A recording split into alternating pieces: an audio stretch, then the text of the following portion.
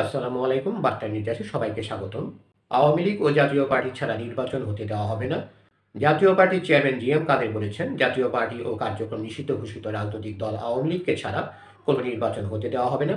বৃহস্পতিবার বিকেলে উপজেলা দিবস উপলক্ষে রাজধানী কাকরাইলে কেন্দ্রীয় কার্যালয়ের সামনে আলোচনা সভায় তিনি এই মন্তব্য করেন। জি এম কাদের বলেন, জাতীয় পার্টিকে বাদ দিতে পারলে জামাতে ইসলামী লাভবান হবে, তাই ষড়যন্ত্র চলছে। এই সরকার দেশে গৃহযুদ্ধ বাড়াতে চায় দাবি করে তিনি বলেন, দেশের ইতিহাসে কখনো এত খারাপ আইন শৃঙ্খলা পরিস্থিতি ছিল না। আওয়ামী লীগ ও জাতীয় পার্টিকে বাদ দিয়ে বিএনপি জামাতকে নিয়ে এই সরকার নির্বাচন করার চেষ্টা করছে উল্লেখ করে জি এম কাদের বলেন, এখন নির্বাচন করতে গেলে কি হবে? কোনো নির্বাচন হবে না। দর্শক, আরও সংবাদ পেতে আমাদের বার্তা নিউজ চ্যানেলটি সাবস্ক্রাইব করে আমাদের পাশেই থাকুন। যে নির্বাচনের জন্য আমরা শেখ হাসিনাকে ফেসিবাদ বলি, তার বিরুদ্ধে আমরা অবস্থান নিয়েছিলাম। এই সরকার একই কাজ করছে এবং একটা ঐক্যমত কমিশন করেছে, যেখানে দেশের অর্ধেক লোককে বাদ দিয়ে ঐক্য করার চেষ্টা চলছে। আওয়ামী লীগকে দল হিসেবে বাদ দিতে পারবেন না বলে উল্লেখ করে সাবেক এই মন্ত্রী বলেন, আওয়ামী লীগকে বাদ দিতে হলে তাদের মামলায় দোষী সাব্যস্ত করতে হবে। লোক যারা খারাপ করেছে তাদেরকে বাদ দিতে পারবেন, কিন্তু বিচার ছাড়া দলকে কিভাবে বাদ দিতে পারেন?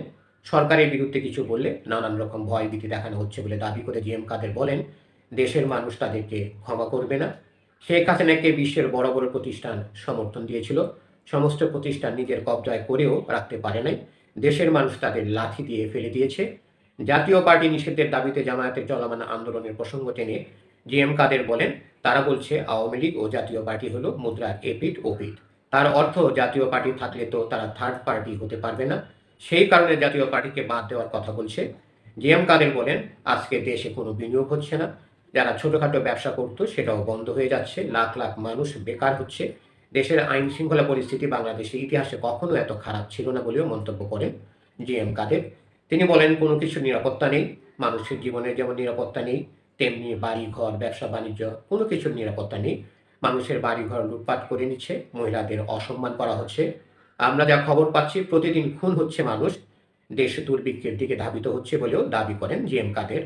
তিনি বলেন, টিসিবির ট্রাকে যতজনের মালামাল থাকে তার চেয়ে 10 গুণ মানুষ সেখানে বসে থাকে।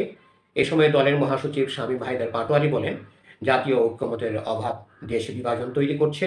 বর্তমান সরকার আগামী নির্বাচন নিয়ন্ত্রণ করতে চায়, তাদের দিয়ে নিরপেক্ষ নির্বাচন সম্ভব নয়। সুষ্ঠু ভোটের জন্য দরকার নির্দলীয় বা সর্বদলীয় তত্ত্বাবধায়ক সরকার। এ সময় জাতীয় পার্টিকে ছাড়া নির্বাচনের চেষ্টা করা হলে তা প্রতিহতের ঘোষণা দেন মহাসচিব। ধন্যবাদ সবাইকে এতক্ষণ ধরে আমাদের পাশে থাকার জন্য। আরও সংবাদ পেতে আমাদের বার্তা নিউজ চ্যানেলটি সাবস্ক্রাইব করে আমাদের পাশেই থাকুন।